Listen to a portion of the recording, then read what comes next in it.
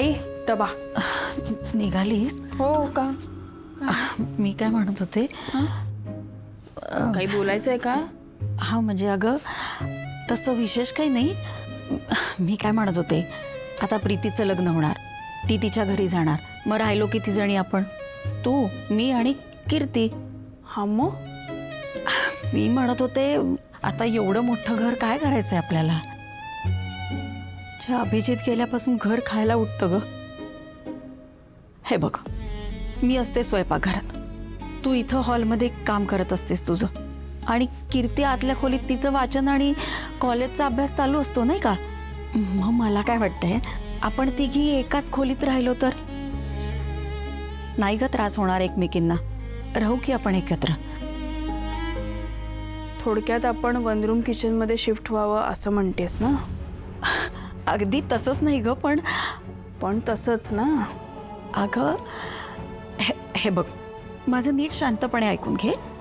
आता कीर्तीचं कॉलेज चालू आहे की नाही, त्याचा खर्च चालूच राहणार आहे. मग प्रीतीचं लग्न तर झालंच असेल, मग त्याच्यानंतर तुझं लग्न, मग तुम्ही एक एक करून लग्न करून जाणार की नाही तुम्ही तुमच्या घरी. मग राहिले मी एकटी. मला कशाला लागतं एवढं मोठं घर? आई तू ये इथे बस.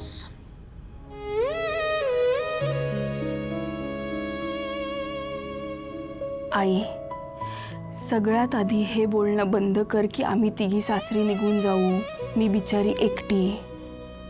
आणि दुसरी गोष्ट, पैसे वाचवण्यासाठी हे बोलत असशील तर असं करायचं नाहीये. आई अगं हे घर दगड भिंतीचं घर नाहीये ग. या घरात दादाच्या आठवणी आहेत. या चार भिंतीत लहानाचे मोठे झालो आम्ही त्याच्या बरोबर. या घरात असलं ना की असं वाटतं की दादा आहे आपल्या बरोबर. त्याचं अस्तित्व जाणवत राहतं. इथल्या प्रत्येक वस्तूमध्ये, प्रत्येक भिंतीत त्याचा स्पर्श जाणवतो. आणि मला खात्री आहे तुलाही हे जाणवत असणार. आणि तू म्हणतेस हे घर खायला उठतं. काय ग, दुसऱ्या कुठल्या घरी गेल्यावर ते घर खायला उठणार नाही याची काय गॅरंटी? आई दादा गेलाय आपल्यातनं, पण त्याच्या या सगळ्या आठवणी जपूया ना.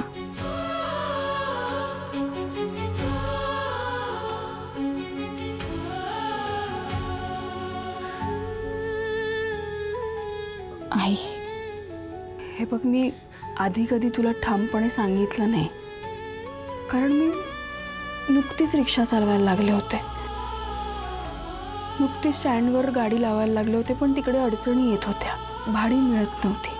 पण आता सगळं नीट झालंय की मला स्टँडवर रिक्षा लावू देतात, चांगली भाडी पण मिळत आहेत, पैसे सुटत आहेत. तुला जाणवत नाहीये का मी घरी पैसे आणते?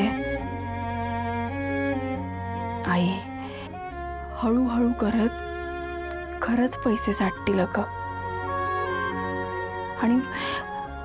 आणि गायकवाडांच्या अपेक्षेप्रमाणे आपण प्रीतीताईचं लग्न अगदी त्यांच्या स्टेटसला मॅच होईल तसंच करून देऊ. खरंच का? नको काळजी करूस. आई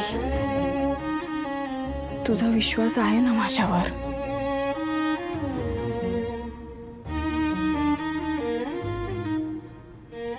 माझा खूप विश्वास आहे तुझ्यावर. विश्वास आहे म्हणून तुझी झालेली फरफड. बास बास बास, विश्वास आहे ना, मग बास झालं. आता तू रडली तर मला पण रडायला ये ना.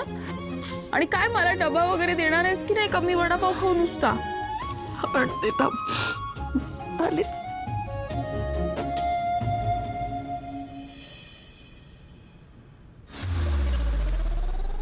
दे इकडे. ए लवकर या रे साहेब, प्लीज. अहो द्या हो, काही नाही होत. नको नको. अरे माझ्याच घरचा माल आहे. हो अहो पण माणसं आहेत त्यासाठी.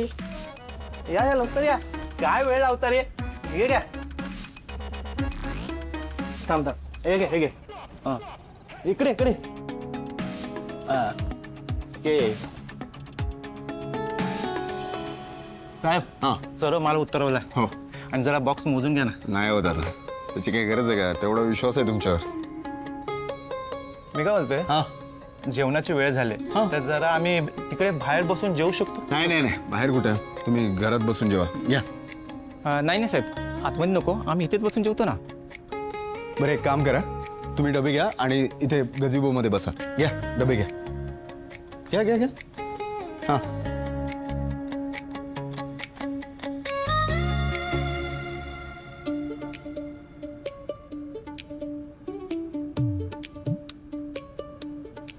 ओ हो क्या बात है मस्त सुगंध येतोय हा. काय वाटाण्याची उसळ हा खोबरं वाटून केलंय ना.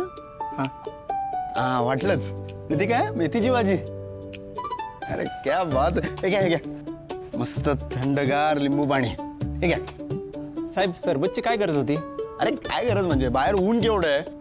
साहेब तुम्हाला सांगतो बाकी ठिकाणी आम्ही माल उतरवतो ना तिथे लोक साधं पाणी सुद्धा विचारत नाहीत आणि उतरून झाल्यावर तिथे थांबायला पण देत नाही. पण तुम्ही तसे नाही हं. तुमच्या इतका चांगला माणूस आम्ही कधीच पाहिला नाही. दादा हे बघा आपल्या घरातली ही सिस्टम आहे. बाहेर काय होतं आपल्याला माहित नाही. हा जेवा जेवा जेवा मस्त जेवा. हा घ्या मी पण जेवतोय. एक घास बघू जरा. नाही ते वाटण घालून केली ना आपली फेवरेट आहे. कमाल मस्त झालंय वाटण. मेथीची भाजी आपली आवडीची.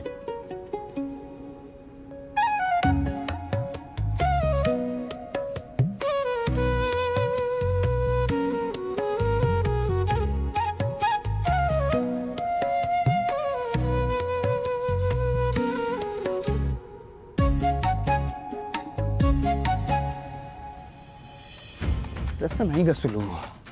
हा पीस बघ याचं विणकाम बघ कसं एकसारखं गेलंय. अजिबात कुठे मध्ये गॅप नाही. चांगली टिकेल. पण हे जर वरून चमकतंय पण लवकर काळं पडेल आणि कापडही इतकं रखरखीत आहे ना मला वाटतं नेसल्यावर आहे ना कम्फर्टेबल नसणार. भलेही दिसत चांगली असली तरी रेट जास्त लावून चालणार नाही है ना. आणि हा तर शेडच चुकलाय. आणि बघ ना किती भडक कलर आहे हा. त्या ईश्वर काकाच्या मुलाला मी जे जे रेफरन्सेस दिले होते ना ते सगळे चुकवलेत त्यांनी. किती भडक आहे बघ. हे अजिबात असं क्लासी वाटत नाहीये. शेडच चुकलाय. आणि ही बघ हे बघ मशीन वर्क नाहीये ना त्यामुळे काठही मजबूत आहे. हे बघ प्रॉपर मागावरची आहे आणि या कापडातच जीव नाहीये. हे बघ लगेच चुरगळलाय. मला तर प्युअर सिल्क वाटली होती. सुलू टसरचा धागा मिक्स आहे. प्युअर सिल्क सेक्शन मध्ये ठेवता पण येणार नाही. मला ना साड्यांमधलं फारसं काही कळतच नाही बाबा. मी सांगतो ना दीपच्या क्वालिटी अशुरन्सची गॅरंटी. दीप मला खरंच कौतुक वाटतं तुझं. दुकानातल्या स्टाफला सगळ्या कामगारांना असं घट्ट बांधून ठेवतोस तू. थोडे प्रामाणिकपणे काम करतात सगळेजण. दादाला माहिती नाहीये पण हे साडीबद्दल तिच्या टेक्स्चरबद्दल विणकामाबद्दल धाग्याबद्दल इतकी माहिती आहे तुला. स्वराज इतकी वर्ष दादाबरोबर काम करतोय पण त्याला पण इतकं माहिती नसेल नाही. एवढा हुशार आहेस तू पण कायम दुर्लक्षित राहतोस. जाऊ दे का काय फरक पडतोय. ताटातलं वाटीत आणि वाटीतलं ताट सगळे आपलेच आहेत ना.